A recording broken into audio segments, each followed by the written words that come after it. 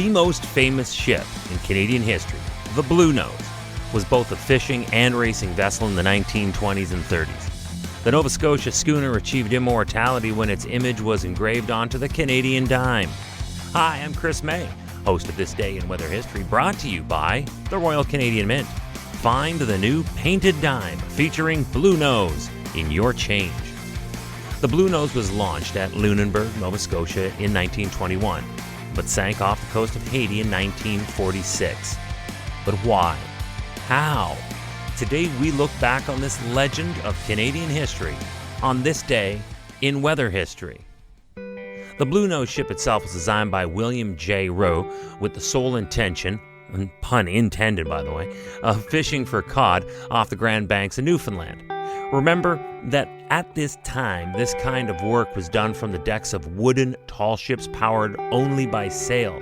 You have to remember that this ship was made of wood, but still had to fight and survive the same wind battery, high surf, nor'easters, and storms that can feature every conceivable type of precipitation that modern ships made of impenetrable iron bulkhead also face today. But the Bluenose was also designed with much grander, more grandiose ambitions in mind. It was designed to be a stealth racing ship on the open ocean. Oh yes, the same ocean that used to just make a meal out of ships from that day in the Canadian North Atlantic. Obviously, speed was therefore essential to both the Bluenose tasks. The faster boat wins the race and the money associated with that success and that feat, and the faster fishing ship can get out to work faster and back before anyone else in order to guarantee its crew the best price for its haul. And if there is something we know about the fishing and trapping seasons in Atlantic Canada, it is that it goes on during any weather, regardless of wind, swells, or storms. There's actually movies made about the weather conditions on shipping and fishing. I actually did an episode of this podcast that I dedicated to The Perfect Storm. You remember that one, the one that made headlines and then a Hollywood film starring George Clooney, Mark Wahlberg. Check that one out. The Bluenose schooner was nicknamed Queen of the North Atlantic and went on to represent the proud province of Nova Scotia around the world. It appeared at the Chicago World Fair in 1933 and then made the transatlantic voyage all the way to England in 1935 to take part in the Silver Jubilee of King George V. Now, as for the Bluenose racing career, in its 17 years, the Bluenose was only ever defeated once. This incredible success needed to be commemorated. But what would match the majesty of the accomplishment and the honor that it brought to Canada? In 1937, artist Emmanuel Hahn's sculptured profile of the Bluenose was stamped on the Canadian dime. The Bluenose was officially minted forever on a piece of our nation's legal currency. Now, when I come back, the Bluenose ran its course and then ran into trouble, and then she was lost forever. Why?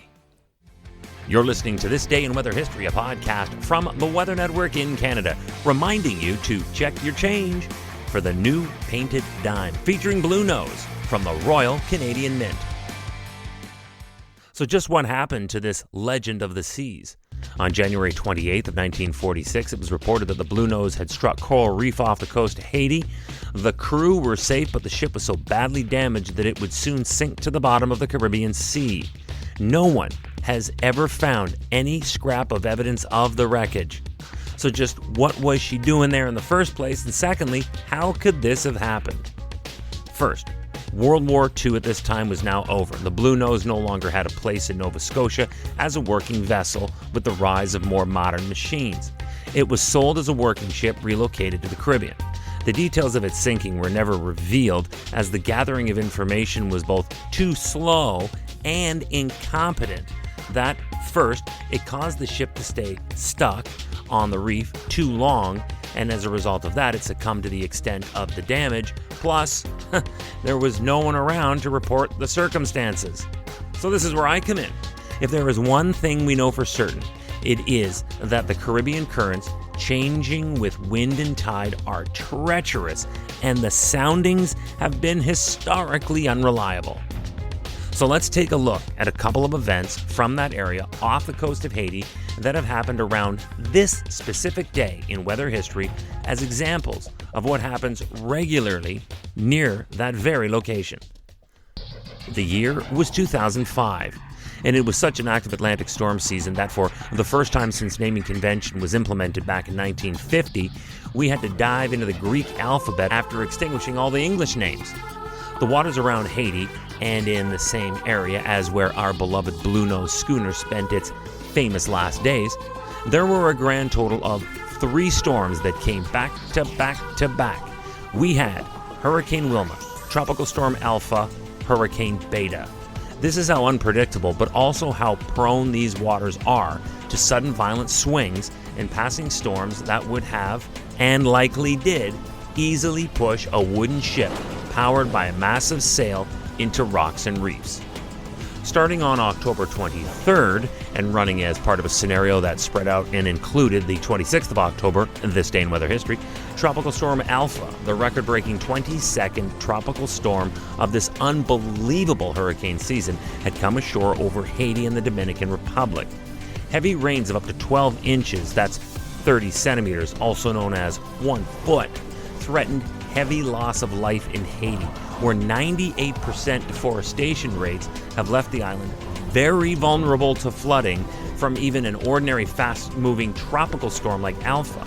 More topography for Haiti gave rise, again, pun intended, to serious concern. The 10,000-foot-high mountains of Hispaniola. This range can either kill a storm of this magnitude or cause it to squeeze out every last drop of water from its system over one small area.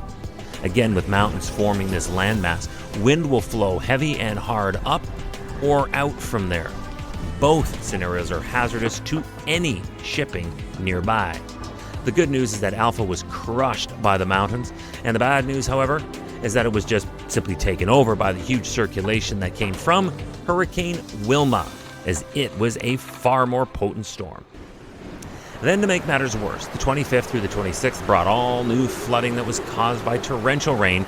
This was the transition of Tropical Storm Beta on its way to hurricane status. It had formed just this day and was gearing up already, given the ideal environment for intensification in these waters in the Caribbean, to go on to become Hurricane Beta and then rapidly intensify into major hurricane status before making landfall in Nicaragua. This is all going down through the 26th in the same region where you would have charted the final few years of the Bluenose schooner. And it was made of wood, and it was sail-driven. So any of these types of scenarios would surely have made a total meal out of this once mighty ship. Oh, remember Hurricane Sandy? That was October 24th, and at that time it had passed just west of Haiti, leveling a very heavy rainfall that left some areas with catastrophic flooding. This storm rolled through the 26th, again this day in weather history, leaving at least 108 people dead, 21 missing, and an additional 200,000 people homeless by the time October 29th came around. For Haiti specifically, Sandy's outer bands brought flooding, killing at least 54 plus an additional 2 deaths in the Dominican Republic. Outer bands? Absolutely. So in 2005, we had the massive outer bands of Hurricane Wilma that literally digested a tropical storm. And then in 2012, outer bands crushed Haiti and most of their larger landmass, Hispaniola. Might it have been the outer bands that sent the Bluenose schooner reeling against the rocks? Might it have been the lingering effects that made it so no one went back to try and save or salvage it? Could it have been the approach or passage of a storm that churned up strong enough wind gusts and just fierce enough of a current to pin the Bluenose schooner's wooden hull against the rocks, crushing it so over time it would simply break up and sink? There was never any record of the cause other than what its last captain reported by daylight, that the Bluenose was, to quote him, a hard-looking case. Her back was broken. The Bluenose schooner is a legend that has, over the decades, inspired some myths along the way. But from a great truth, we can sometimes develop a great story. With this amount of legacy and admiration for the once mighty schooner that lived on in the hearts and minds of Canadians, especially Nova Scotians, in 1963, Bluenose 2 was launched. The beauty of this story is that this rebuild was performed by many of the same people who had worked on the original vessel at the same shipyard in Lunenburg. The Bluenose II was gifted to the government of Nova Scotia in 1971 and continues to serve as an enduring symbol of the province that lives under a proud sail. A sail that back in 1946 might very well have been taken by the weather systems synonymous with what we see all too often on days like this day in weather history. Tomorrow's October 27th, and it's time again to take me out to the ball game as our World Series weather collection of stories continues. This time, the Philadelphia Phillies had just wrapped up games in the sun and heat of St. Petersburg, Florida, and had to head home where the weather was more winter than it was fall. It was wet and freezing and cold, and it forced a decision to be made by Major League Baseball that had never happened before in its history. That's the story tomorrow on This Day in Weather History with me, your host, Chris May, and brought to you by the Royal Canadian Mint. Find the new painted dime featuring Bluenose in your change. See you tomorrow.